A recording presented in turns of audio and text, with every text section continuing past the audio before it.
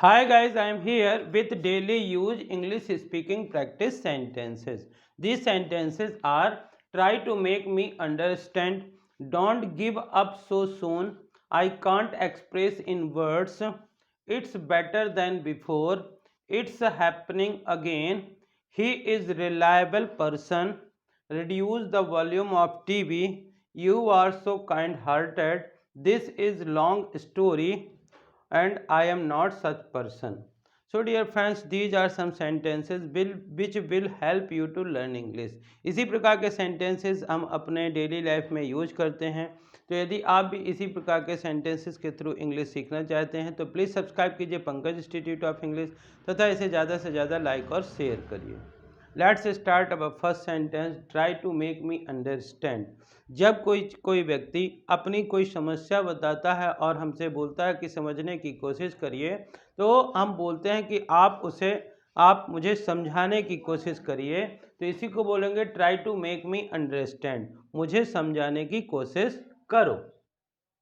जब हम किसी काम को कोई मिशन लेते हैं या किसी काम को अपने हाथ में लेते हैं तो उसमें कुछ ना कुछ टाइम तो लगता है। यदि हम घबराने लगते हैं कि अभी नहीं हुआ, इतनी जल्दी सक्सेस नहीं मिली, तो हमको लोग कहते हैं कि don't give up so soon. Don't give up so soon मतलब इतनी जल्दी हार मत मानो।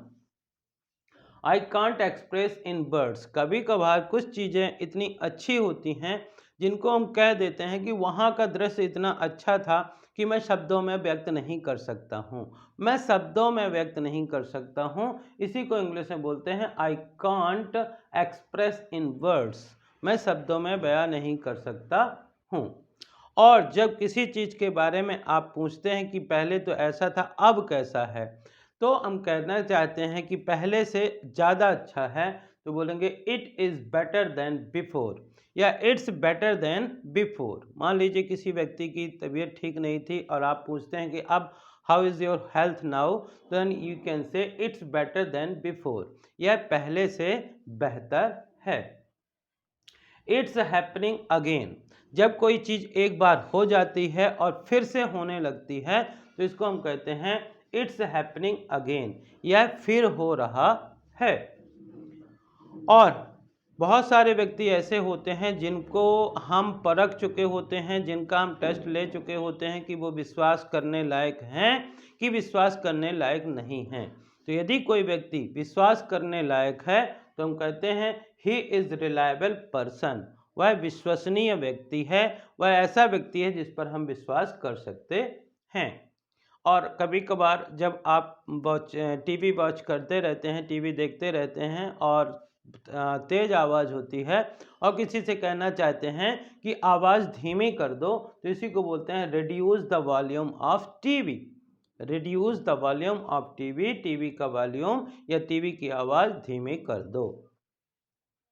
You are so kind hearted person, यदि कोई व्यक्ति कुछ दयालुता का काम करता है, काइंडनेस का काम करता है और आप देखते हैं तो आप उसकी इनकरेज करने के लिए और उसका धन्यवाद करने के लिए यही कहते हैं you are so kind hearted. You are so kind hearted मतलब आप बहुत दयालु व्यक्ति हैं।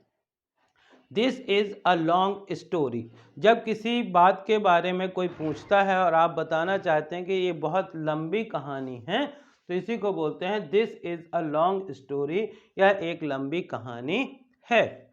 और आई एम नॉट, जब कोई व्यक्ति किसी व्यक्ति की तुलना आपसे करने लगता है तो आप कहते हैं कि वो कुछ अलग है, मैं वैसा व्यक्ति नहीं हूँ। I am not such person, मैं ऐसा व्यक्ति नहीं हूँ। So dear friend, these are some sentences which will help you to learn English.